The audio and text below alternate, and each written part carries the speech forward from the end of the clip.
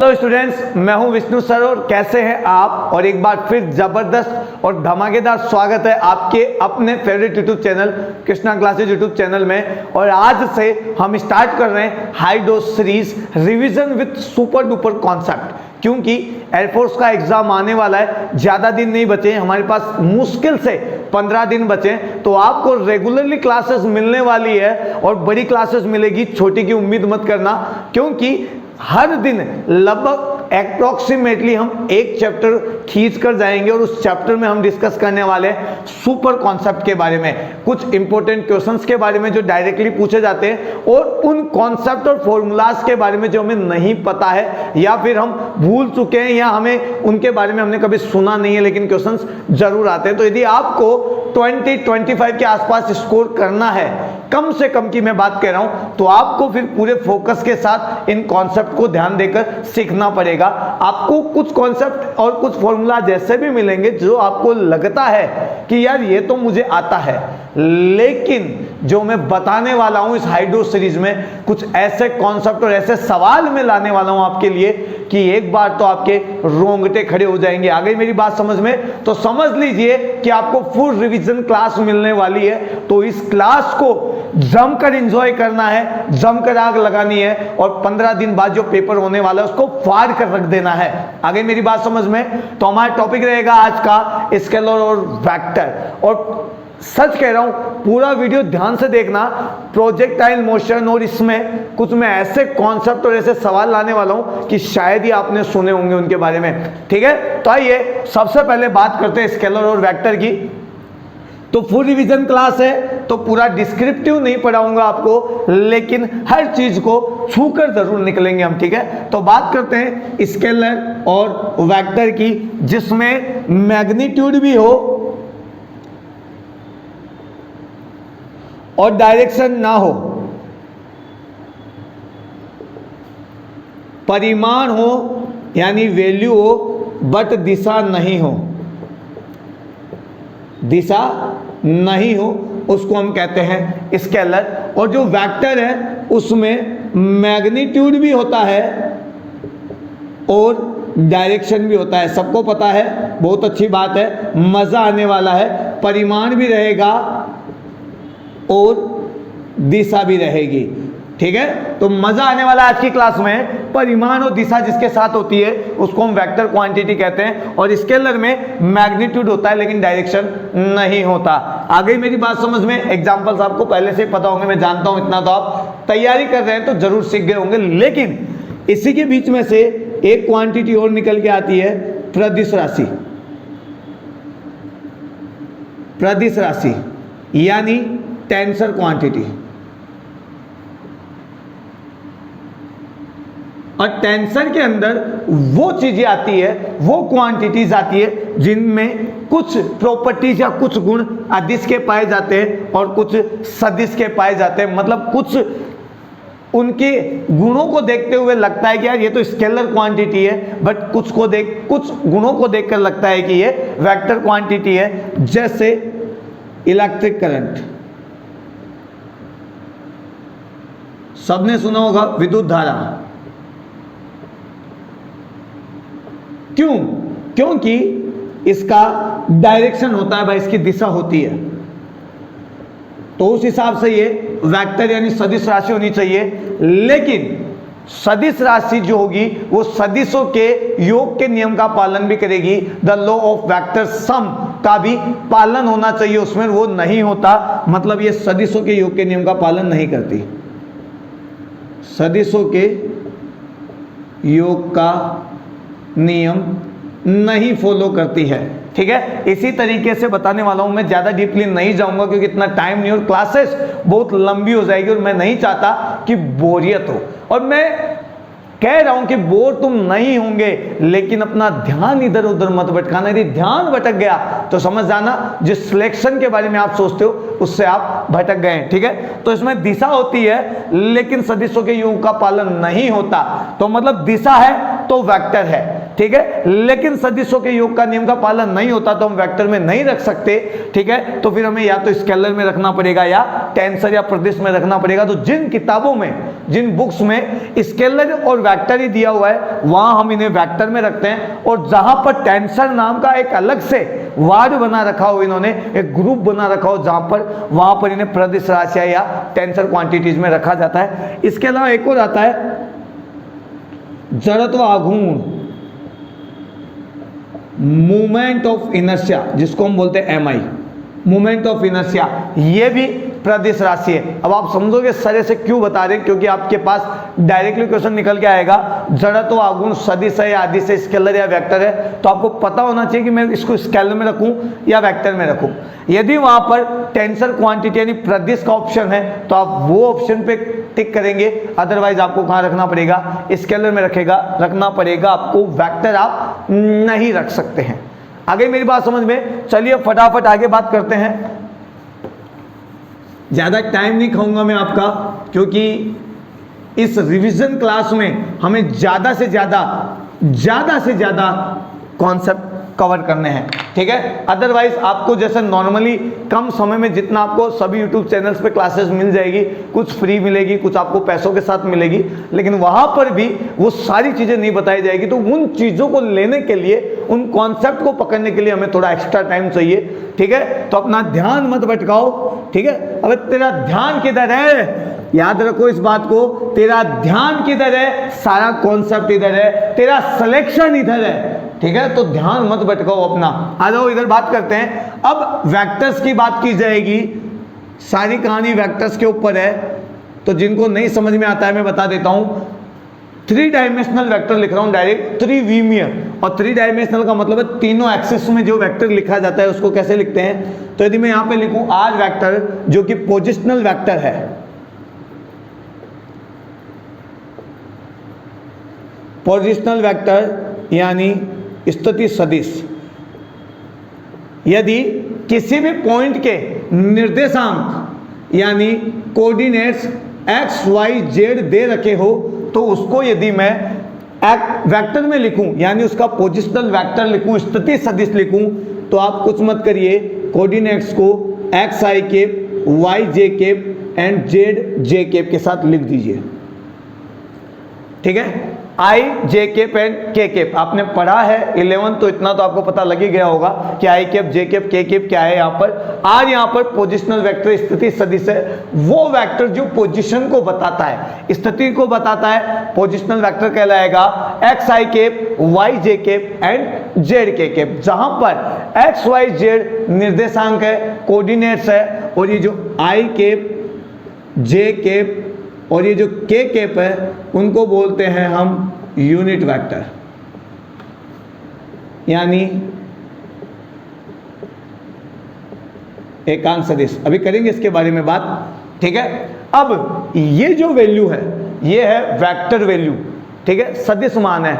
Suppose करो ये किसी का वेग है, किसी की वेलोसिटी है, लेकिन हमारा जो मीटर होता है जिससे हम स्पीड या वेलोसिटी नापते हैं वो तो ये नहीं नापता, वो तो 10, 20, 30 ऐसे न्यूमेरिकली नाप कर देता है, वैल्यू नापता है, मैग्नीट्यूड नापता है। तो परिमाण यानी मैग्नीट्यूड, ठीक है, वो वैल्यू मतलब एल्जेब्रिक वैल्यू जो गणित वाली वैल्यू होती है जो हमारा मीटर नापता है, वो वैल्यू कैसे निकालेंगे, उसके लिए आपको रूट करना पड़ेगा और फॉर्मूला यूज करना पड़ेगा x square plus y square plus z square. ये लीजिए, ठीक है। बड़ी काम की चीज़ है, यहीं से कुछ ऐसे क्वेश्चन पूछूंगा जो आपने सुने भी नहीं होंगे, इसलिए एक बार पूरा ढंग से देख लीजिए, फिर उसके बाद जो क्वेश्चंस मैं पूछने वाला हूं उस पर देखते हैं, देखिए आपको कितना आता है, ठीक है। तो आर मॉडुलस यानी मोड आर जो यहां पर मैग्नीट्यूड को बताता है, परिमाण को बताता है, मैग्नीट्यूड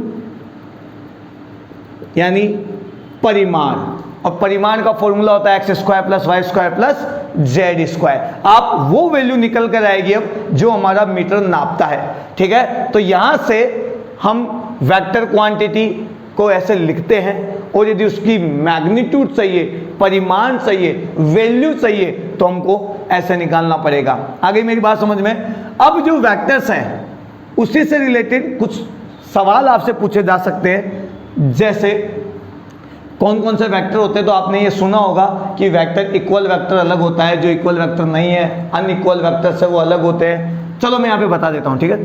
पहली टाइप का वेक्टर,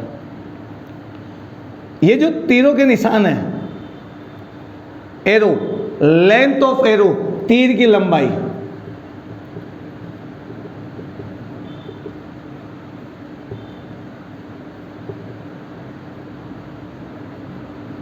लेंथ ऑफ एरो, ये हमेशा मैग्नीट्यूड को शो करती है भाई, जरूरत पड़ेगी इसकी। मैग्नीट्यूड यानी परिमाण। तो यहां पर देखो ये दो वेक्टर है ए और बी, दोनों की लेंथ सेम है, दोनों का डायरेक्शन सेम है, तो ये हो गए तुम्हारे समान सदिश यानी इक्वल वेक्टर्स है भाई। ये कौन सा वेक्टर है? इक्वल वेक्टर है। लेकिन यदि वैल्यू समान है और डायरेक्शन अलग अलग है, या फिर डायरेक्शन सेम है वैल्यू अलग अलग है, वैल्यू मतलब देखो तीरों के निशान छोटे बड़े हैं, यहां पर ये है ए और ये बी, या फिर दोनों ही अलग अलग है, मतलब मैग्नीट्यूड भी और डायरेक्शन भी। यहां पर देखो तीरों के निशान की लंबाई सेम है, मतलब मैग्नीट्यूड सेम है, तो डायरेक्शन सेम नहीं है। यहां पर डायरेक्शन सेम है तो मैग्नीट्यूड यानी परिमाण सेम नहीं है, क्योंकि यहां पर वैल्यू कम ज़्यादा है, ठीक है। और यहां पर देखो वैल्यू भी कम ज़्यादा है और डायरेक्शन भी अलग अलग है, तो ये होते हैं असमान सदिश।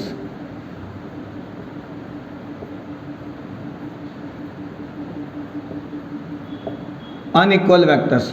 ये मत सोचो कि ये मुझे आता है, क्योंकि जिस चीज में हम ओवर कॉन्फिडेंट होते हैं वही हमें एग्जाम में डुबा कर जाता है। आ गई मेरी बात समझ में? तो इस एग्जाम में अपनी नैया पार लगानी है तो रिवीजन कर लो, हर एक एक कॉन्सेप्ट को समझ लो, इसके अंदर के राज की बातें जो इसका निचोड़ है वो निकाल लो, तभी सिलेक्शन अपना मान के चलना, नहीं तो हर बार की तरह इस बार भी आपको एग्जाम देना दोबारा पड़ सकता है। या फिर हम ये सोचेंगे कि यार फिजिक्स का पेपर ही हमें लेकर डूब गया है। सिलेक्शन चाहिए तो समझ लीजिए आपको जीरो से हीरो वाली तैयारी करनी पड़ेगी, तब जाकर आपको समझ में आएगा वहां पर कि किस टाइप का क्वेश्चन आया है और मुझे किस तरीके से कम समय में समय की बचत के साथ अपने सिलेक्शन को पक्का करना है, तभी सिलेक्शन होगा, नहीं तो सिलेक्शन की उम्मीद ही आप छोड़ दीजिए। ठीक है, आ जाओ फटाफट बात करते हैं तीसरे की, जीरो वेक्टर। जीरो वेक्टर यानी शून्य सदिश,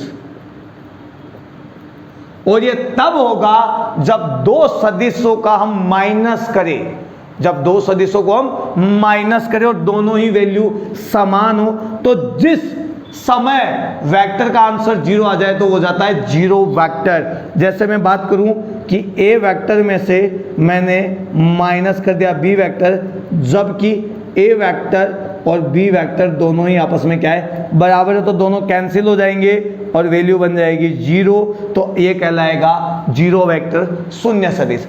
अब जिसके बारे में आपने नहीं पढ़ा है उसकी बात बता देता हूं मैं। एक बार पूछा हुआ है लोकलाइज्ड और फिक्स्ड वेक्टर किसे कहते हैं? फिक्स्ड वेक्टर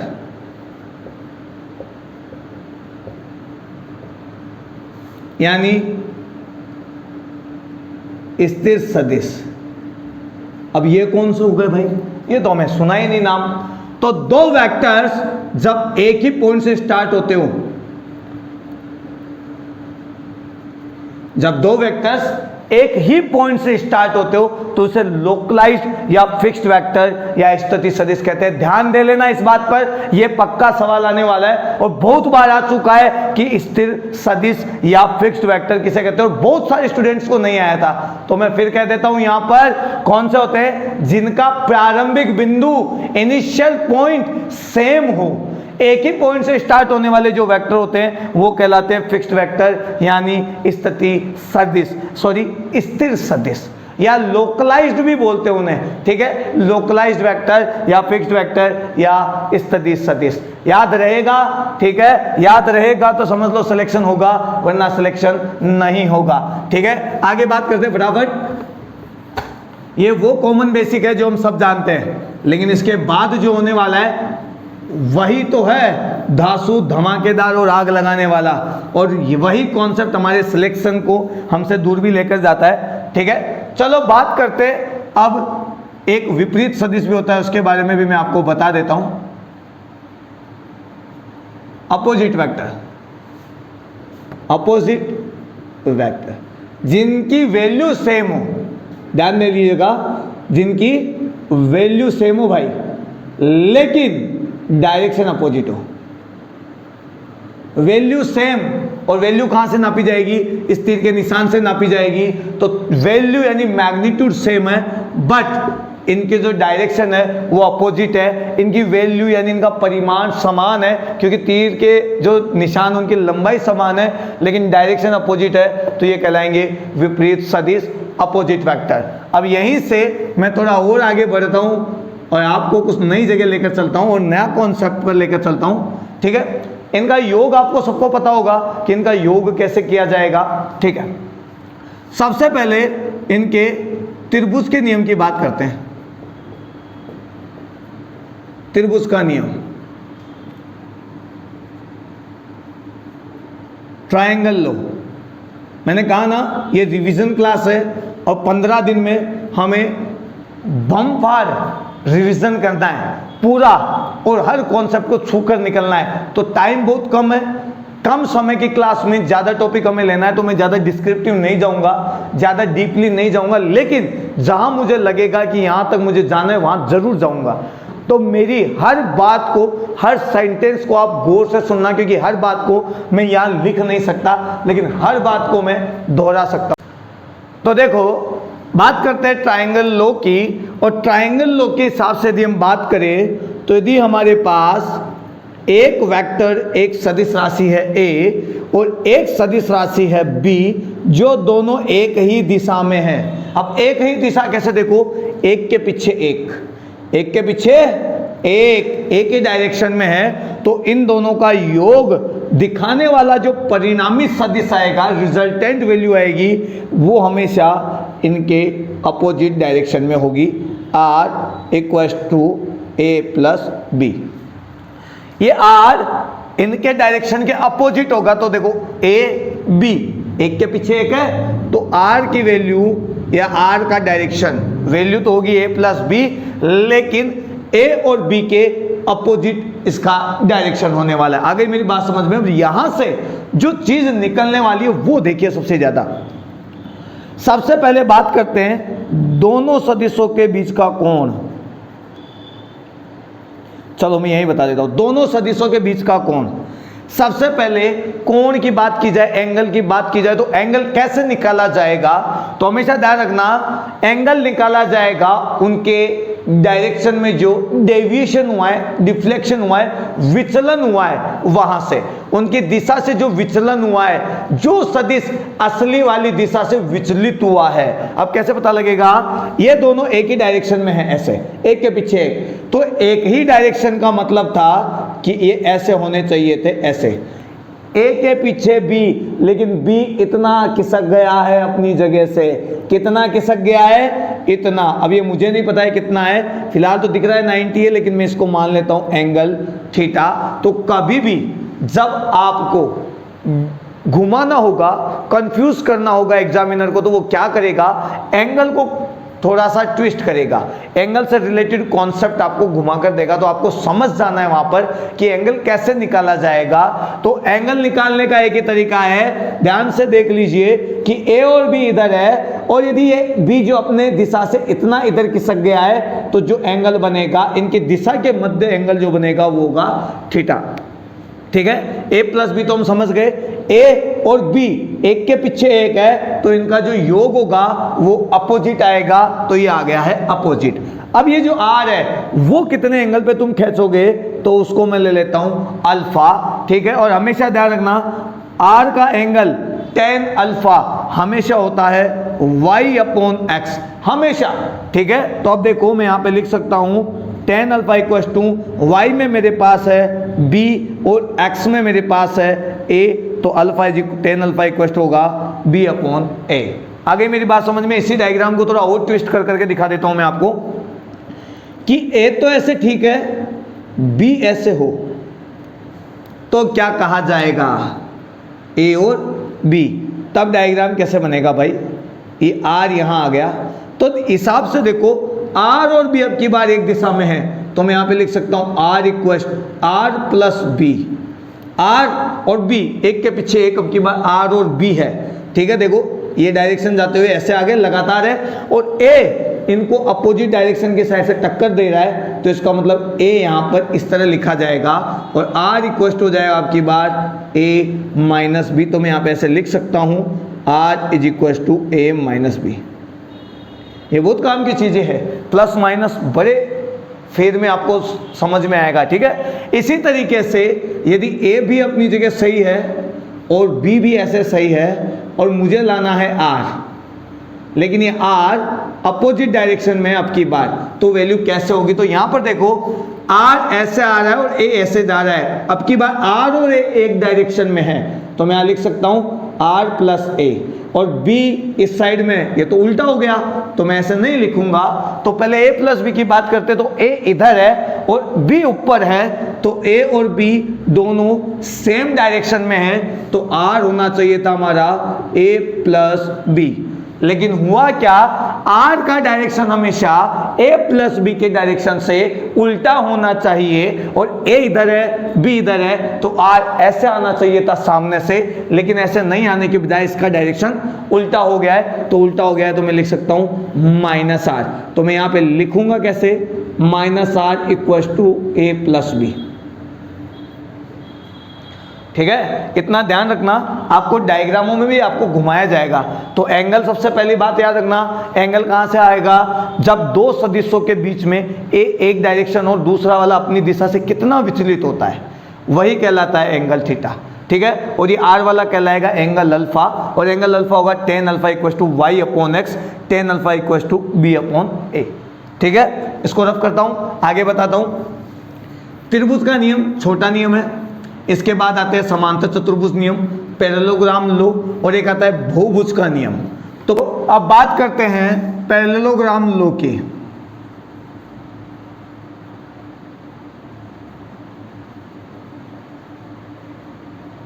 पैरेललोग्राम लो, समांतर चतुर्भुज का नियम, समांतर चतुर्भुज का नियम।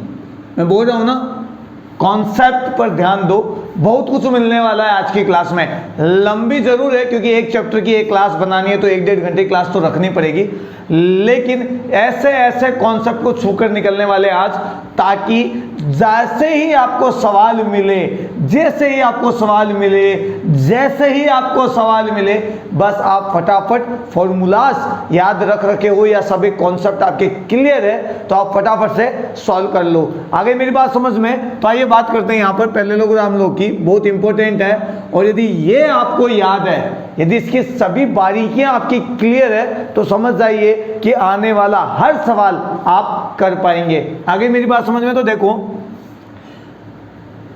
हमारे पास दो वेक्टर है, ए वेक्टर है और एक और वेक्टर है बी वेक्टर, एक और सदिश है बी सदिश, वो इस साइड में है और इन दोनों के बीच में एंगल बन रखा है थीटा, ठीक है।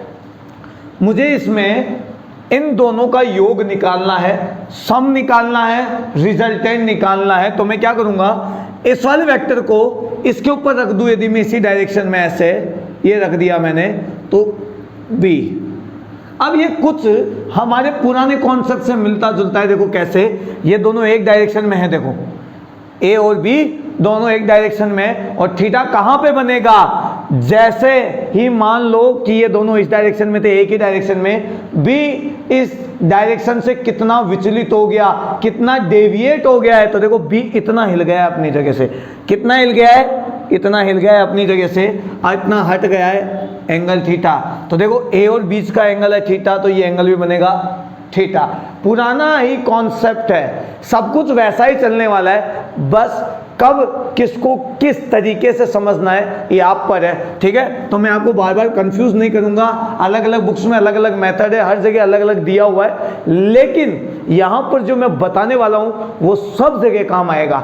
एक मेथड सारे क्वेश्चन सॉल्व। आ गई मेरी बात समझ में? तो पूरा ध्यान से सीखना है हमें, ठीक है? आगे देखो, इसी तरीके से अब देखो यहां पर ए इधर जा रहा है, बी इधर जा रहा है, डायरेक्शन सेम है, एक के पीछे एक है, तो इनका जो योग होगा, रिजल्टेंट होगा आर, वो सामने से टक्कर मारेगा और आर का फॉर्मूला हो जाएगा ए प्लस बी।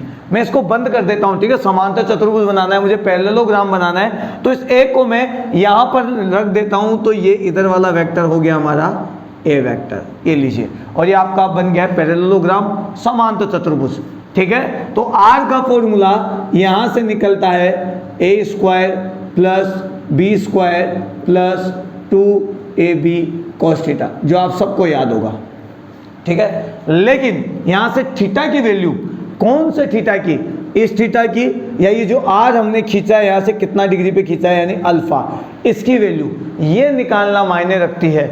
आगे मेरी बात समझ में? तो सबसे पहले यहां से बात करेंगे कि कब और कैसे निकालना है हमें। तो हमें अल्फा की बात करनी है, तो बन गया tan अल्फा के जो रिजल्टेंट है, ये जो r है, उसकी वैल्यू आप किस तरीके से निकालने वाले हैं देखते हैं। ये r का एंगल हमें चाहिए यहाँ पर जो है अल्फा, और मैंने कल ही फॉर्मूला बताया था tan अल्फा इक्वल होता है y/x। अब यहाँ पर y में कौन है? ये y में नहीं है, ये थोड़ा ऐसे टेढ़ा है, इंक्लाइंड है, तो हमें y चाहिए। तो एक काम करता हूँ, मैं इसको ऐसे एक परपेंडिकुलर ड्रॉ कर लेता हूँ, एक लंब डाल लेता हूँ, यहाँ बन गया थीटा। यह है b, इस वाले एक्सिस के साथ थीटा कौन बना रही है? तो ये a यहाँ तक की वैल्यू है तुम्हारी, है ना, a वेक्टर।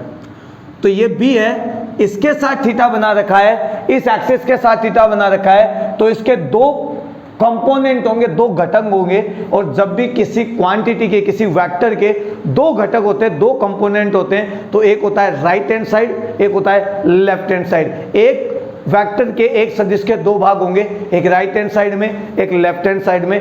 जो थीटा बनाता है उधर कोस थीटा मल्टीप्लाई होगा, और जो नहीं बनाता है वहां साइन थीटा मल्टीप्लाई होगा। तो ये आपका वेक्टर है, ये थीटा देखो ये इसके साथ बना रहा है, तो इसकी वैल्यू हो जाएगी b cos थीटा, ठीक है? और देखो इसके साथ एक और कंपोनेंट बटेगा इसका, इस साइड में परपेंडिकुलर यानी लंबवत, इधर b के दो भाग, एक राइट हैंड साइड, एक लेफ्ट हैंड साइड। जिसके साथ थीटा है उसको बोलेंगे b cos थीटा, और जिसके साथ थीटा नहीं है उसको हम बोलेंगे b sin थीटा। आप देखो यहां से यहां तक b sin थीटा है, तो ये वैल्यू भी होगी आपकी b sin थीटा। तो मैं इसको तो कर देता हूं रफ, देखो समझने के पर्पज से मैंने यहाँ पे बनाया था, और ये वैल्यू हो जाएगी आपकी b sin थीटा, ठीक है? अब हमें चाहिए y/x, तो मैं यहाँ लिखता हूँ tan अल्फा। y एक्सिस में कौन है? y एक्सिस में ये है हमारे पास, इसकी वैल्यू आ जाएगी b sin थीटा। आगे मेरी बात समझ में? और x एक्सिस में कौन है? तो x एक्सिस में देखो इधर यहाँ तक तो a है, फिर इसके आगे है b cos थीटा, और ये दोनों जुड़ जाएंगे और फॉर्मूला बन जाएगा a plus b cos theta. ये बन गया फॉर्मूला, ये लो tan अल्फा का फॉर्मूला भी आपके पास निकल कर आ गया है, ठीक है? आसान है, बस समझने का फेर है। आगे मेरी बात समझ में? इसी में ही हमसे और कुछ भी पूछा जा सकता है, जैसे कैसे पूछा जाएगा सवाल। तो सवाल यहां से निकल कर आएगा, जब a पैरेलल हो b, जब a और b पैरेलल होंगे तो थीटा हमारा बनेगा 0, और यहाँ पर कोस थीटा की वैल्यू आ जाएगी 1, और जब कोस थीटा की 1 आ जाएगी तो r का फॉर्मूला हो जाएगा a square plus b square plus 2ab root. यहाँ से देखो कोस थीटा की जगह मैंने 1 रखा है, और अब ये बन जाएगा a प्लस बी का होल स्क्वायर, यहाँ पर आ जाएगा रूट, और ये बन जाएगा a प्लस बी, जो कि मैक्सिमम वैल्यू होती है। तो जब भी पैरेलल होगा, जब भी दो वेक्टर आपस में पैरेलल होंगे, तो उनका रिजल्टेंट जो होगा वो होगा a प्लस बी, और r की वैल्यू होगी मैक्सिमम। सेम थिंग पैरेलल बोलो, एक ही लाइन बोल सकते हैं हम, ठीक है, समांतर। तो फिलहाल मैं यहाँ पे पैरेलल के लिए ना बोलकर आपको ऐसे लिख देता हूँ थीटा इक्वल्स टू 0, ठीक है? इसका मतलब इसी लाइन पर है आपका भी। ठीक है। पैरेलल वाली कहानी आपको थोड़ा बाद में बताऊंगा, थोड़ा सा पैसेंस और ट्रस्ट रखो। ये मत सोचो कि सर ये क्या बता रहे हैं, कभी गलत बता रहे हैं कभी सही बता रहे हैं, ऐसा नहीं है। मैं जो बताने जा रहा हूं आपको वो यही केस आपको अलग अलग जगह मिलने वाला है, तो मैं आपको एक ही जगह बताऊंगा ताकि सारे डाउट्स आपके क्लियर हो जाए, आपको रटना नहीं पड़े। इस सुपर मैराथन क्लास में आपको सभी कॉन्सेप्ट को यदि छूना है और बारीकियां सीखनी है तो हर कॉन्सेप्ट की आपको विशेषताएं समझनी पड़ेगी कि हर कॉन्सेप्ट को मैं कहां किस तरीके से यूज कर सकता हूं, तभी आपको कंफ्यूजन नहीं होगा। वरना आप जो 20 प्लस या 25 प्लस नंबर सोच कर चल रहे हैं वो आपके कभी नहीं आएंगे। आगे मेरी बात समझ में। आइए बात करते हैं सेकंड की। जब थीटा 180 डिग्री हो, 180 डिग्री का मतलब होता है जब बी और ए इस तरीके से हो, इसमें ए और बी दोनों एक ही डायरेक्शन में होंगे। जब 180 डिग्री होगा तो कोस 180 की वैल्यू होती है -1, और जब कोस 180 की वैल्यू -1 होती है तो आर का फॉर्मूला हो जाएगा यहाँ पर a² + b² - 2ab, क्योंकि यहाँ पर -1 आएगा और यहाँ पर -1 आते ही ये हो जाएगा माइनस, और ये हो जाएगा a² + b² - 2ab। और अब आर का फॉर्मूला आपके पास हो जाएगा a - b का होल स्क्वायर, a - b का होल स्क्वायर। और जैसे रूट हटाएंगे तो r इक्वल हो जाएगा a - b, और यहाँ पर वैल्यू माइनस आ रही है। इसका मतलब क्या हुआ? इसका मतलब हुआ है कि ये कौन सी वैल्यू है? मिनिमम वैल्यू है। आगे मेरी बात समझ में। एग्जाम में मैक्सिमम और मिनिमम बोल के आपको कंफ्यूज करेंगे तो आपको पता रहना चाहिए कि कब वैल्यू मैक्सिमम रहने वाली है और कब वैल्यू मिनिमम रहने वाली है। आगे मेरी बात समझ में। बड़ा काम का है ये, आपको कोई डेरिवेशन नहीं समझनी, कोई डेरिवेशन नहीं करनी।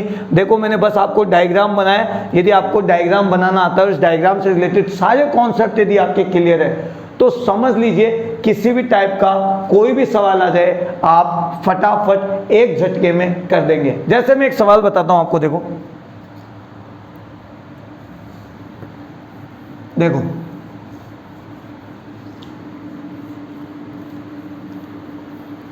सिंपल बताऊंगा। एक मोटर बोट है, एक मोटर बोट, एक मोटर बोट 10 किलोमीटर/आवर से उत्तर की ओर चलती है।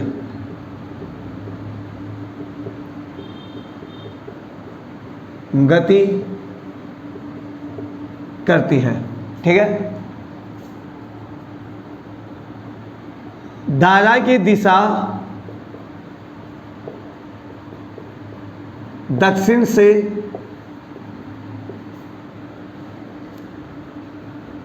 पूर्व में 60 डिग्री कोण पर है तथा वेग 25 किलोमीटर/आवर है। परिणामी वेग ज्ञात करो।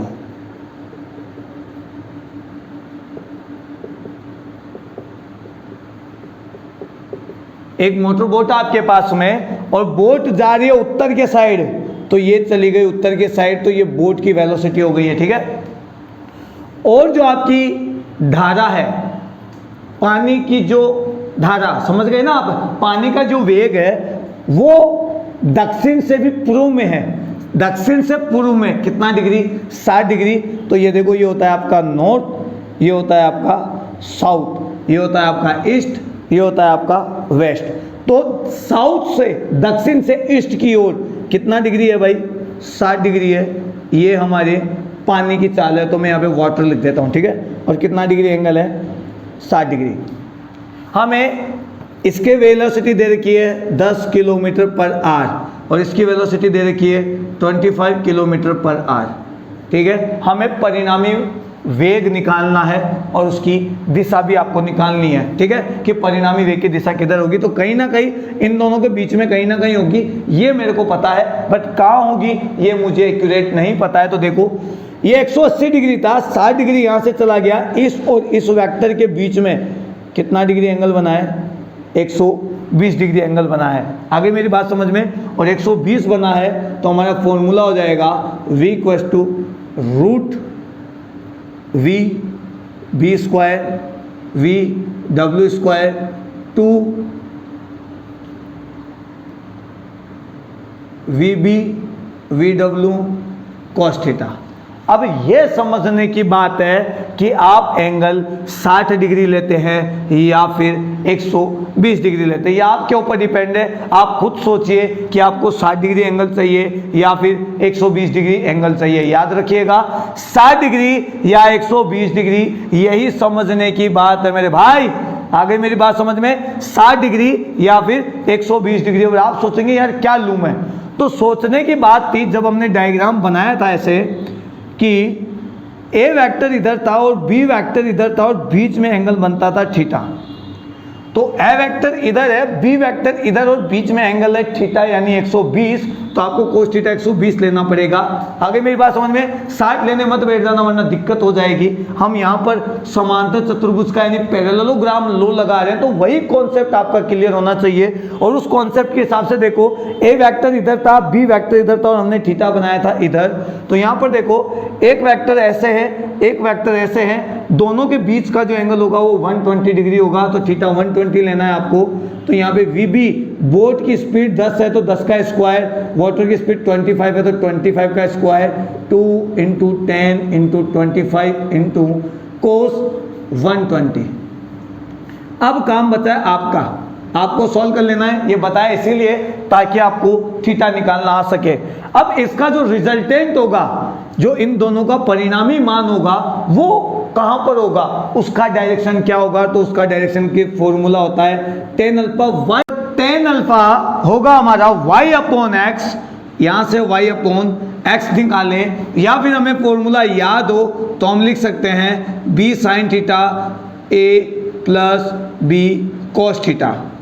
और a plus b cos theta के हिसाब से यदि वैल्यू निकालनी है हमें, तो b की वैल्यू यदि ये a है तो ये b मान लीजिए आप, तो यहाँ से आप सॉल्व कर सकते हैं, वैल्यू आपके पास आ चुकी है। आगे मेरी बात समझ में, यहाँ से आप सॉल्व कर सकते हैं। ऐसे ही क्वेश्चंस आपको वहाँ पर एग्जाम में मिलने वाले हैं।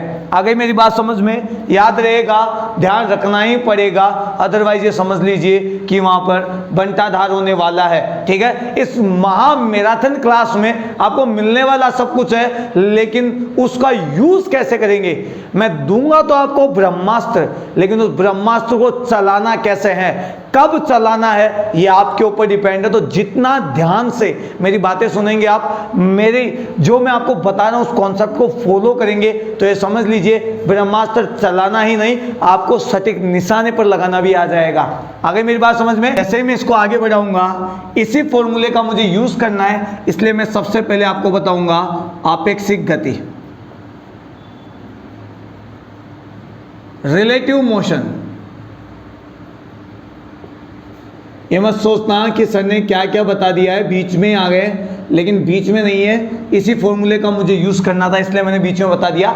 रिलेटिव मोशन, जब भी दो ऑब्जेक्ट गति करे एक साथ, तो एक दूसरे के रेस्पेक्ट में उनकी वेलोसिटी कितनी होने वाली है, एक दूसरे के रेस्पेक्ट में जो उनकी मोशन है, एक दूसरे की तुलना में उनकी जो गति है, उसको हम कहते हैं आपेक्षिक गति। रिलेटिव मोशन, इसका मतलब दो या दो से ज्यादा ऑब्जेक्ट, फिलहाल दो की बात करते हैं, तो दो ऑब्जेक्ट जब आपस में रिलेटिव मोशन करे, जब एक दूसरे की तुलना में गति करे, जब एक दूसरे के रेस्पेक्ट में हम उनके मोशन के बारे में पढ़े, तो उसे हम कहते हैं रिलेटिव मोशन। जब दो ऑब्जेक्ट आपस में गति कर रहे हैं, तो एक के रेस्पेक्ट में दूसरे की वेलोसिटी कितनी ज़्यादा या कितनी कम है, वही कहलाती है रिलेटिव मोशन। उसको समझने का सीधा सीधा तरीका है, देखो मान लीजिए ये आपका एक ऑब्जेक्ट है ए, जिसकी स्पीड है 15 मीटर पर सेकेंड, और एक और ऑब्जेक्ट है जिसकी स्पीड है 10 मीटर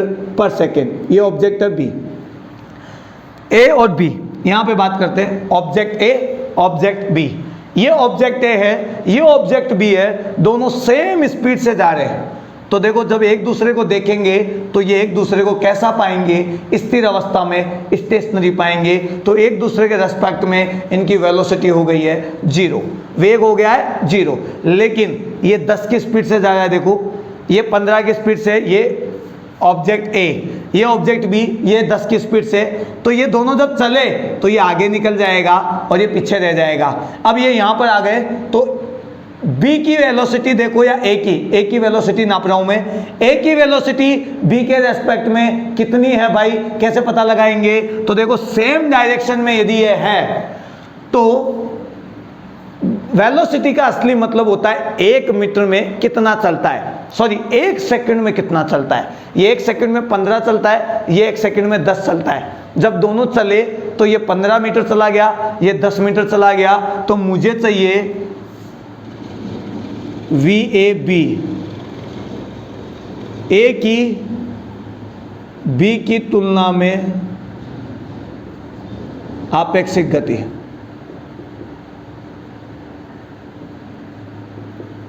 आपेक्षिक गति भाई कितनी गति हो गई है, तो यहां पर ध्यान से देखना एक बात, VA minus VB same direction है, तो हमें निकालना पड़ेगा भाई इसके रेस्पेक्ट में कितनी गति हो गई है आपकी। ठीक है, तो यदि मैं इसको थोड़ा सा ऐसे समझाऊं आपको कि ये स्थिर अवस्था में एक आदमी खड़ा है अपनी जगह और ऑब्जेक्ट ए जो है वो 1 सेकंड में 15 मीटर चला गया है, तो उसकी स्पीड हो गई है 15 मीटर पर सेकंड।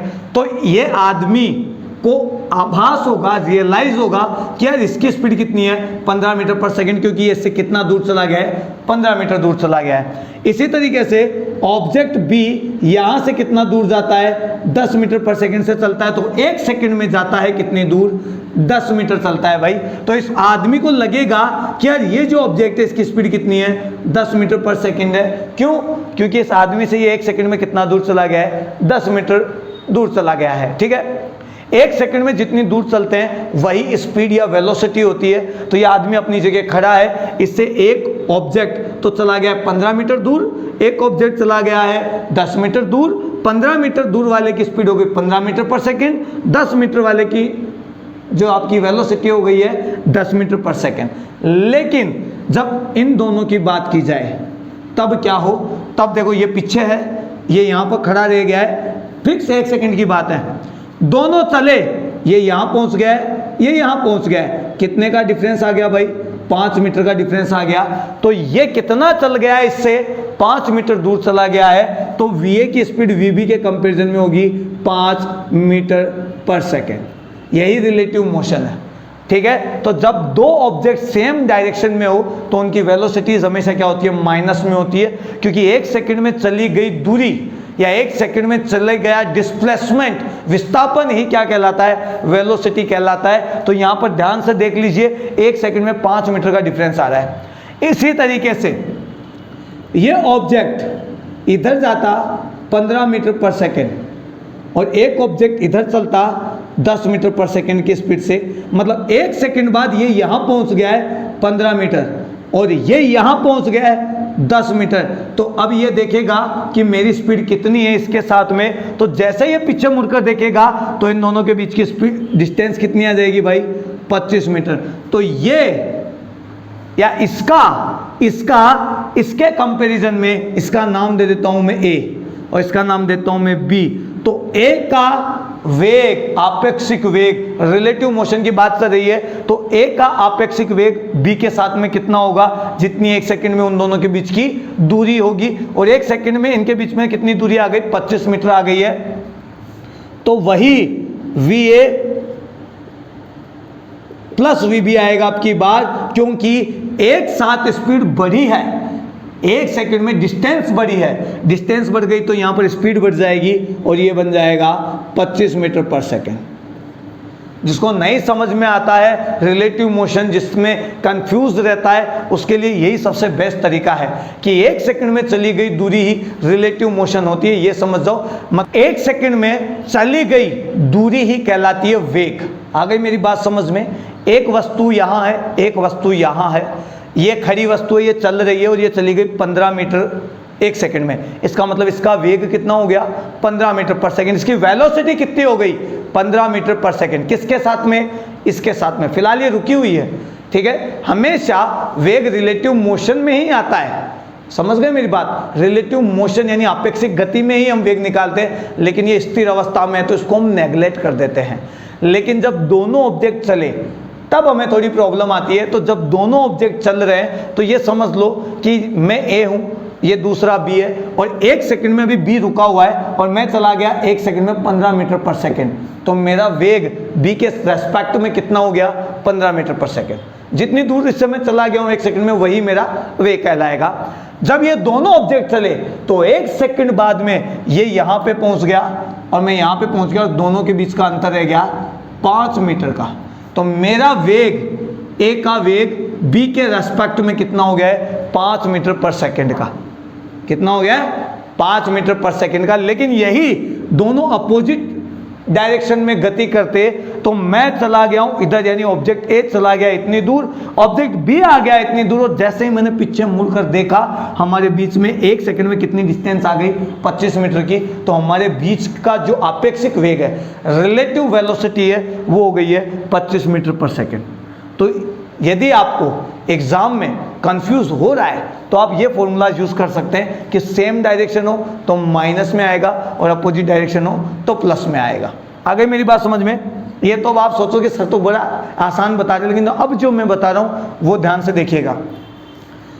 ये तो है जब दो बॉडीज गति करें, लेकिन जब दो बॉडीज की जगह दो वेक्टर हो, दो सदिश राशियां हो, तो क्या होगा? तो देखो यहां पर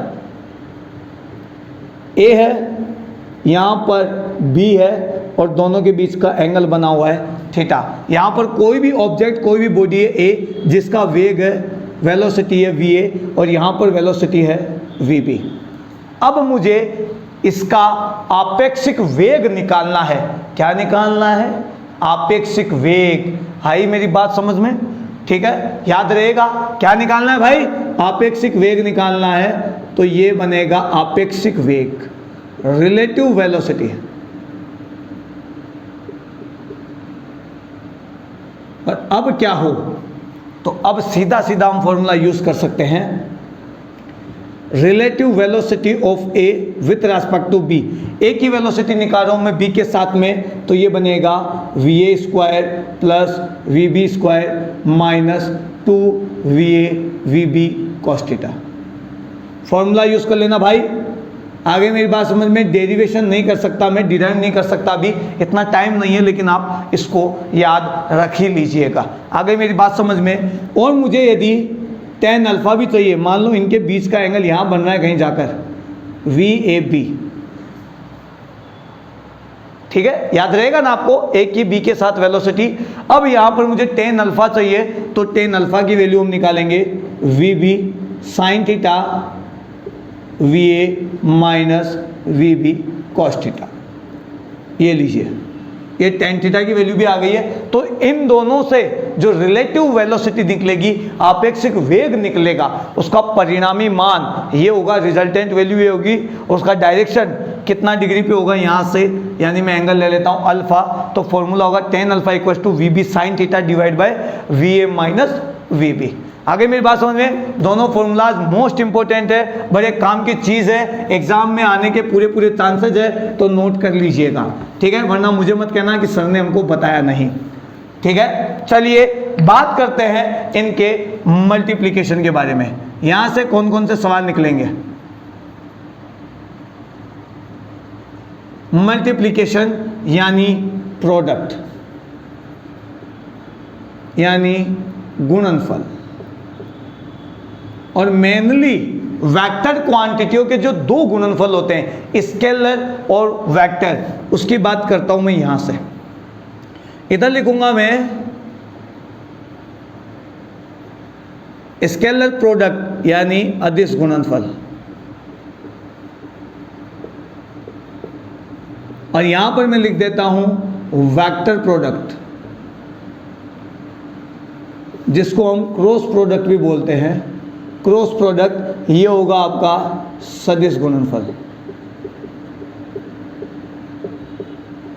यहां पर है अदिश गुणनफल, इसे बोलते हैं हम डॉट प्रोडक्ट। ठीक है, कंपैरिजन इसलिए कर रहा हूं ताकि बहुत सारे स्टूडेंट्स को याद नहीं रहता है, कंफ्यूज हो जाते हैं। कंफ्यूज नहीं होना है, इसीलिए टेबल बना दिए। ध्यान से देखना। सबसे पहली बात, डॉट प्रोडक्ट में हमेशा दो वेक्टर क्वांटिटी, दो सदिश राशियां ऐसे लिखी हुई आएगी, उनके बीच में होगा डॉट। तो ए वेक्टर डॉट बी वेक्टर, ये स्केलर प्रोडक्ट है। स्केलर प्रोडक्ट इसलिए कहते हैं क्योंकि इसमें जो भी आंसर निकल कर आएगा वो स्केलर क्वांटिटी होगी, अदिश राशि होगी। और इसको वेक्टर प्रोडक्ट इसलिए कहते हैं क्योंकि इसमें जो भी आंसर आएगा वो वेक्टर क्वांटिटी होगी, सदिश राशि होगी। आगे मेरी बात समझ में आ जाओ। यहां पर चलो बात करते हैं ए डॉट बी की। तो हम इसे लिख सकते हैं A mod B mod cos theta. ये परिणामी मान है, पता लग गया होगा आपको, ठीक है। मैग्नीट्यूड है, सॉरी परिमाणी मान है, ठीक है। मैग्नीट्यूड और मैग्नीट्यूड निकालना मैं पहले बता चुका हूं आपको, ठीक है। इसमें ऐसा आएगा कुछ, और इसके अंदर हम लिख सकते हैं ए बी साइन थीटा और यहां पर एन कैप। एन कैप क्यों आया, सबसे बड़ी बात यहां से ये निकलती है भाई, एन कैप क्यों आया। एन कैप यहां पर एकांक सदिश है, यूनिट वेक्टर है। और एकांक सदिश जो हम पहले पढ़ चुके हैं, एकांक सदिश जो हम पहले पढ़ चुके हैं, उसका मतलब क्या होता है। एकांक सदिश का मतलब होता है जिसका परिमाण, जिसका मैग्नीट्यूड एक हो और जिसका एक स्पेसिफिक डायरेक्शन हो, एक निश्चित दिशा हो। जैसे आई कैप, जे कैप और के कैप, इन सब की वैल्यू कितनी होती है, एक। लेकिन आई कैप एक्स एक्सिस को बताती है, जे कैप वाई एक्सिस को बताती है और के कैप जेड एक्सिस को बताती है। तो ये एकांक सदिश है। और एकांक सदिश का फॉर्मूला निकालना है, मैं इसको एन कैप लिख देता हूं। तो ये हमेशा होता है R vector by R modulus, ये भी आप पढ़ चुके होंगे। तो ये एन कैप क्यों आया है, क्योंकि जो भी आंसर आएगा वो आंसर एक वेक्टर क्वांटिटी होगी, एक सदिश राशि होगी। और सदिश राशि के साथ में दिशा बताना जरूरी है, डायरेक्शन बताना जरूरी है। और डायरेक्शन यूनिट वेक्टर बताता है, एकांक सदिश बताता है। तो यहां पर आएगा एन कैप। आगे मेरी बात समझ में। अब फिलहाल इसकी बात करते हैं, ठीक है। अधिकतर स्टूडेंट्स इसको भूल जाते हैं और यही हमारी सबसे बड़ी कमी है, ठीक है। ए वेक्टर डॉट बी वेक्टर की बात की जाए तो यहां पर देखो, मुझे यदि कोस थीटा निकालना हो तो मैं निकालूंगा A dot B divide by A modulus B modulus. ये लीजिए, इसको मैं नीचे ले आता हूं। यहां से वैल्यू निकलेगी कॉस थीटा की, यहां से वैल्यू निकलेगी साइन थीटा की। तो इसको भी निकाल लेते हैं हम। साइन थीटा इक्वल टू होगा A cross B A mod divide by B mod. आगे मेरी बात समझ में याद रहेगा, ठीक है। चलो बहुत अच्छी बात है, याद रहेगा तो इससे बेस्ट कुछ नहीं हो सकता। लेकिन यहां से सवाल क्या निकलेगा वो देखो। समझने की बात है कि कोस थीटा कब जीरो होता है भाई। कोस थीटा केवल एक कंडीशन में जीरो होता है, जब कोस में आ जाए थीटा 90 और तो वैल्यू हो जाएगी जीरो। तो यहाँ 90 डिग्री नहीं आना चाहिए। इसका मतलब ए और बी कभी भी 90 डिग्री पे नहीं रखे होने चाहिए, वरना कोस 90 की वैल्यू हो जाएगी जीरो और ये पूरा का पूरा हो जाएगा जीरो। तो मैं यहाँ से लिख सकता हूँ, जब ए वेक्टर परपेंडिकुलर हो बी वेक्टर, जब एक दूसरे के लंबवत हो तो ए वेक्टर डॉट बी वेक्टर हो जाएगा जीरो। सवाल यहां से बनेगा भाई, मोस्ट इंपॉर्टेंट फैक्टर, ठीक है। इसी तरीके से यदि मैं बात करूं और आगे कि कई बार हमको ये पता नहीं लगता कि इसके नियम क्या है, तो यहां से ध्यान से देखना, लंबवत होते ही जीरो होता है। तो इसका मतलब आई जो है वो जे से गुणा हो चाहे वो के से गुना हो, आई जे से गुना हो या के से गुना हो, क्योंकि दो आई और के, आई और जे, एक्स एक्सिस और वाई एक्सिस, एक्स एक्सिस और जेड एक्सिस एक दूसरे के लंबवत होते हैं और लंबवत होते ही आता है वैल्यू जीरो। तो इस तरह का जब भी केस होगा भाई, जे हो चाहे के साथ में, तो वैल्यू हमेशा आएगी जीरो। और हम इसको याद रखने के लिए बोल सकते हैं असमान हमेशा जीरो बनाते हैं, असमान हमेशा जीरो बनाते हैं। तो समान हमेशा के डॉट के क्या बनाएंगे, तो समान के डॉट के का मतलब है ये भी जेड एक्सिस में है, ये भी जेड एक्सिस में है, जे डॉट जे का मतलब है ये भी वाई एक्सिस में है, ये भी वाई एक्सिस में है, ये भी एक्स एक्सिस में, ये भी एक्स एक्सिस में। एक्स एक्स में हो चाहे वाई वाई में हो चाहे जेड जेड में हो, डायरेक्शन सेम है। थीटा आएगा 0 डिग्री और कोस 0 की वैल्यू होती है 1। इसलिए समान समान यूनिट वेक्टर एकांक सदिश गुणा होकर बनाते हैं 1। आगे मेरी बात समझ में याद रहेगा?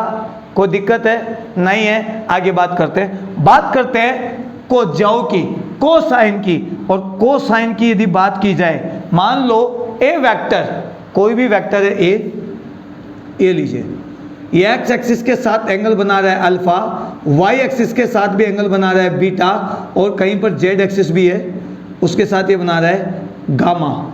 और इसकी कोजाई निकालनी है, कोसाइंस निकालनी है, तो कोसाइंस का फॉर्मूला होता है cos alpha is equal to A X upon A. X दिशा में कौन सा कंपोनेंट है, ठीक है।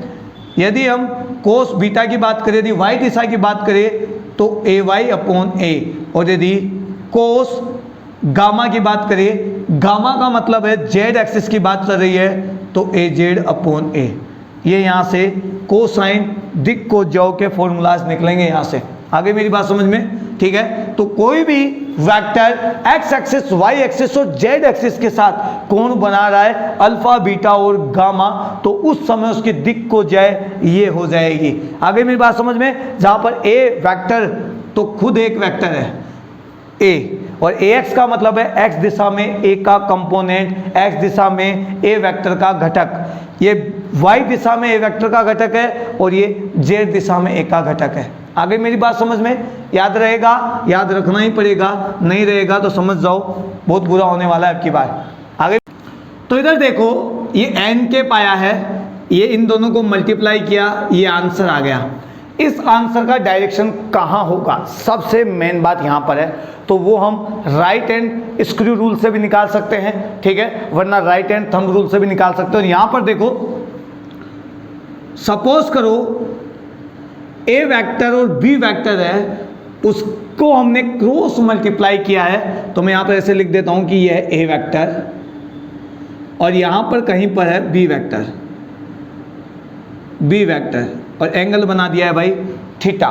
तो ए वेक्टर और बी वेक्टर जहां पर भी है, ठीक है, इन दोनों का मैं मल्टीप्लाई कर रहा हूं, तो ए से बी मल्टीप्लाई कर रहा हूं, तो देखो A multiply with B multiply, यही है राइट हैंड रूल, ठीक है। दाएं हाथ का कोर्क स्क्रू नियम भी हम यूज कर सकते हैं, इसमें राइट हैंड थंब रूल भी यूज कर सकते हैं। तो यहां पर देखो ए और बी है, ए बी का जो प्लेन है उसके भी परपेंडिकुलर, ए और बी का जो तल है उसके भी लंबवत आने वाला है ए क्रॉस बी, ठीक है। ए क्रॉस बी यानी जो आंसर आएगा वो ए और बी के तल के लंबवत, ए और बी के प्लेन के परपेंडिकुलर आने वाला है। तो ए और बी है, ए से हम मल्टीप्लाई कर रहे हैं बी पर, ध्यान से देखना मल्टीप्लाई हो रहा है, ए मल्टीप्लाई विथ बी, तो ए से मल्टीप्लाई हो रहे हैं बी पर, तो यहां पर देखो एंगल इधर बनेगा भाई, किधर बनेगा, इस साइड का एंगल वाला जो सॉरी इस साइड का जो डायरेक्शन है, अंगूठा जो डायरेक्शन बताएगा वो बताएगा ए क्रॉस बी वेक्टर के डायरेक्शन को, तो यहां पर वैल्यू इस साइड में आएगी, तो कहीं पर इधर आएगी ए क्रॉस बी। आगे मेरी बात समझ में याद, ध्यान रहा आपको, ये ध्यान रखना थीटा की बड़ी वो है, वरना तो मारे जाओगे आप। सपोज करो, इधर से मैं एक और बात बताता हूं, यदि ये होता B cross A vector, B cross A vector होता, तो आपको एंगल बी से ए के लिए मानना पड़ता। आपको कहां आना है, बी से ए आना है, या तो ऐसे आओ या ऐसे आओ, तो मुझे जाना है बी से ए। कहाँ जाना है भाई, बी से ए जाना है। एंगल ध्यान रखना, इस एंगल की ही सबसे बड़ी कहानी है, ये एंगल ही यहाँ पर सबसे ज्यादा प्रॉब्लम क्रिएट करेगा। तो यहां से मुझे आना है बी से ए की ओर, और जब बी से ए की ओर आऊंगा तो अब की बार एंगल हो जाएगा 360 माइनस थीटा। कितना हो जाएगा, 360 माइनस थीटा। यदि आप बी से ए पर इस तरीके से आओगे तो एंगल आएगा 360 माइनस थीटा, और यदि ऐसे आओगे बी से ए की साइड में ध्यान दे लीजिए, यहाँ पे सारी कहानी यही है, मुझे आना है बी से ए के साइड में, तो एंगल मुझे लेना पड़ेगा 360 माइनस थीटा। और उस समय आपको कोण का ही ज्यादा ध्यान रखना पड़ेगा, क्योंकि पूछा जाता है कि क्या ए क्रॉस बी इक्वल होगा बी क्रॉस ए के, और इसका जवाब मैं कमेंट बॉक्स में चाहूंगा आपसे, यदि आपके कॉन्सेप्ट क्लियर है तो। फिलहाल मैंने थीटा के लिए आपको बता दिया है, यहाँ पर ये थीटा बनेगा, ए से बी जा रहा हूं, और यदि बी से ए आ रहा हूं तो अब की बार एंगल बनेगा 360 माइनस थीटा। तो क्या ए क्रॉस बी या बी क्रॉस ए दोनों आपस में बराबर होंगे क्या नहीं होंगे, इसका जवाब मैं चाहूंगा आपसे कमेंट बॉक्स में। तो कमेंट बॉक्स में कमेंट करके आपको लिखना है कि क्या सच में दोनों बराबर होंगे या नहीं होंगे, तब पता लगेगा कि आपका सिलेक्शन हो सकता है या नहीं हो सकता। आ गई मेरी बात समझ में? चलो, सारी कहानी डायरेक्शन की है, और डायरेक्शन मैंने आपको बता दिया है सिंपल सा कि ए और बी का जो तल होगा, ए और बी का जो तल होगा, ए और बी का जो प्लेन होगा, उसके भी परपेंडिकुलर, उसके भी लंबवत इसका डायरेक्शन होने वाला है। ठीक है, एंगल कितना बनेगा वो तो हम यहां से निकाल सकते हैं, लेकिन एकांक सदिश कैसे निकाला जाए, तो एकांक सदिश निकाला जाएगा ए क्रॉस बी डिवाइड मॉड्यूलस ए क्रॉस बी, ये इसका फॉर्मूला होगा। ए और बी के तल के लंबवत, ए और बी के तल के लंबवत जो परिणामी रिजल्टेंट वैल्यू आने वाली है उसका एकांक सदिश, ए तथा बी के तल के लंबवत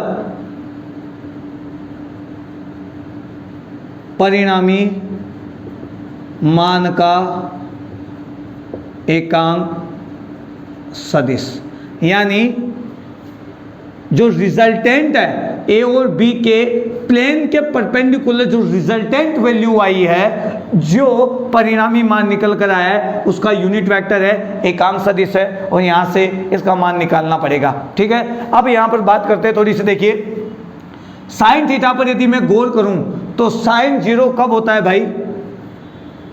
साइन जीरो की वैल्यू ही जीरो होती है, और जब साइन जीरो की वैल्यू जीरो होती है तो इसका मतलब ए क्रॉस बी भी जीरो हो सकता है जब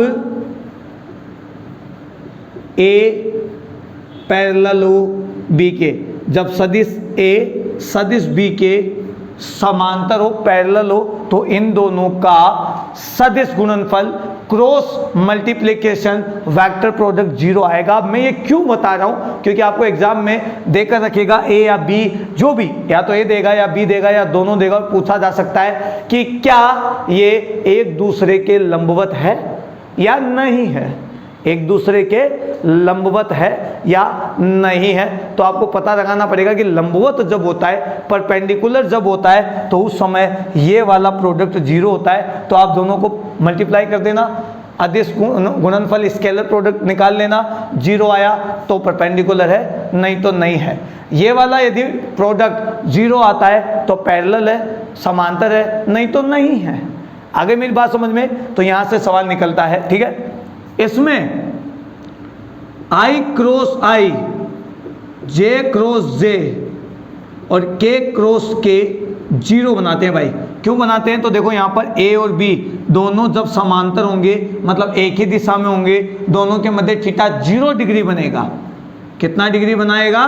0 डिग्री। तो मेरे भाई ये तेरा A B, A cross B है, वो हमेशा 0 हो जाएगा। तो देखो ये दोनों एक्स एक्सिस है, ये दोनों वाई एक्सिस है, और ये दोनों ही जेड एक्सिस में, मतलब ये भी समांतर है या कह दो एक ही रेखा में है, ये भी समांतर है, पैरेलल है, या कह दो एक ही लाइन पर है, और ये भी समांतर है या एक ही लाइन पर है या सेम डायरेक्शन में है, कैसे भी कह दो, तो वैल्यू कितनी आने वाली है? 0 आने वाली है। ठीक है, तो यहां से एक सवाल निकलेगा, तो मैं एक सवाल बता देता हूं एग्जाम्पल के हिसाब से। इस क्लास में इतना ही पढ़ने वाले हैं हम, ओनली एक एग्जाम्पल की बात करेंगे, और मेरे हिसाब से ये आपका लगभग सबका क्लियर हो चुका है। बोर्ड भी काला पड़ने लग गया इंक की वजह से, इतनी इंक मैंने खर्च कर दिया आज इस पर। ठीक है, इसके बाद अभी ये क्लास खत्म नहीं हुई है। नेक्स्ट पार्ट क्या है कि क्लास बड़ी हो जाएगी, ज़्यादा बड़ी हो जाएगी तो मुझे भी अपलोड करने में प्रॉब्लम आएगी। तो सेकंड पार्ट इसका और आने वाला है जो आपको जस्ट बैक टू बैक मिलने वाला है, जिसमें हम पढ़ने वाले हैं मोशन के बारे में, जिसमें हम पढ़ेंगे प्रक्षेप्य गति, प्रोजेक्टाइल मोशन पढ़ेंगे, हॉरिजॉन्टल प्लेन में गति पढ़ेंगे और वर्टिकल प्लेन में मोशन पढ़ेंगे। आगे मेरी बात समझ में, ध्यान रखना, वर्टिकल में और हॉरिजॉन्टल में और प्रोजेक्टाइल मोशन तीनों पढ़ेंगे। बड़ा ही दासू टॉपिक है और वहां से सवाल जरूर निकलने वाला है। आगे मेरी बात समझ में, तो चलिए सवाल की बात करते हैं कि आई कैप माइनस जे कैप की दिशा में ए वेक्टर 2y प्लस 3j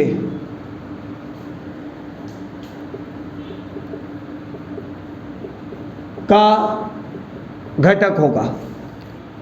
आई कैप माइनस जे कैप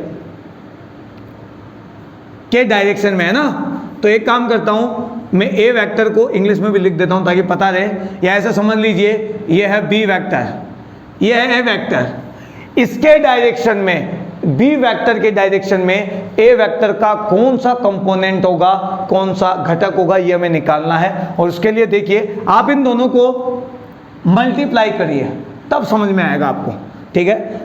एक ही दिशा की बात चल रही है, सेम डायरेक्शन। सेम डायरेक्शन का मतलब है भाई theta is equal to 0 degree.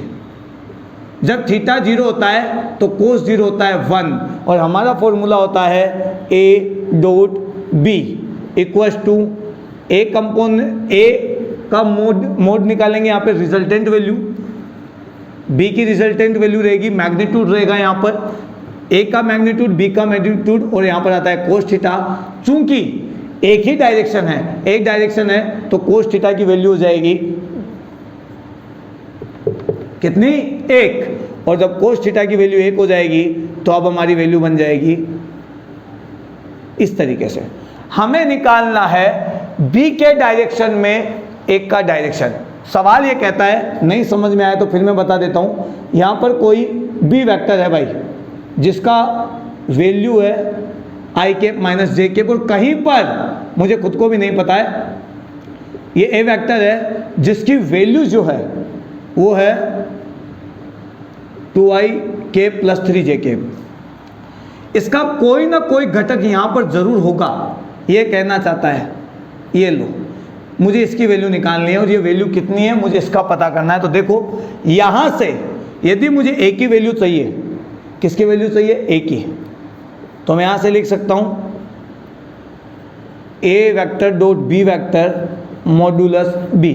तो यहाँ पे ए वेक्टर बी वेक्टर देखते हैं, ए वेक्टर है यहाँ पर 2i cap plus 3j cap, और इसको मल्टीप्लाई करूँ तो बनेगा i cap minus j cap, और डिवाइड में यदि बी वेक्टर की बात करूँ, बी ये रहा, यहाँ पर 1 है, यहाँ पर 1 है, तो 1 स्क्वायर प्लस 1 स्क्वायर होता है √2, तो वैल्यू आ जाएगी √2।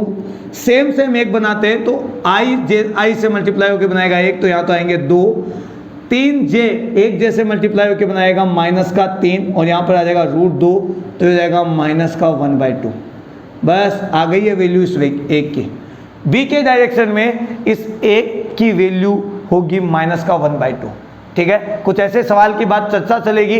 नेक्स्ट मैराथन क्लास में कुछ और कॉन्सेप्ट की बात करेंगे और बात करेंगे प्रोजेक्टाइल मोशन की, ठीक है। इसके बाद हॉरिजॉन्टल प्लेन और वर्टिकल प्लेन में भी मोशन की बात करेंगे, और वहां से सीधा कॉन्सेप्चुअल क्वेश्चन बनकर आता है, तो उसके बारे में नेक्स्ट क्लास में बात होगी। दिल थाम के बैठना है, एंजॉय करना है, और ये देखना है कि आज मैंने जितने आपको कॉन्सेप्ट बताए उतने कॉन्सेप्ट में आपके कितने क्लियर है। तब समझिएगा अपने आप को सेल्फ में चेक करना है, आपको अपने आप को नंबर देकर देखना है कि आपके कितने फिजिक्स में नंबर बनने वाले हैं और कितने नहीं बनने वाले। आगे मेरी बात समझ में, और कमेंट बॉक्स में कमेंट करना है और ज़्यादा से ज़्यादा लोगों को शेयर करना है, ताकि ये वीडियोस, ये क्लासेज, ये कॉन्सेप्चुअल क्लास सबको फायदा मिले इसका। आगे मेरी बात समझ में, तो मिलते हैं नेक्स्ट क्लास में। जब तक के लिए जय हिंद, जय भारत।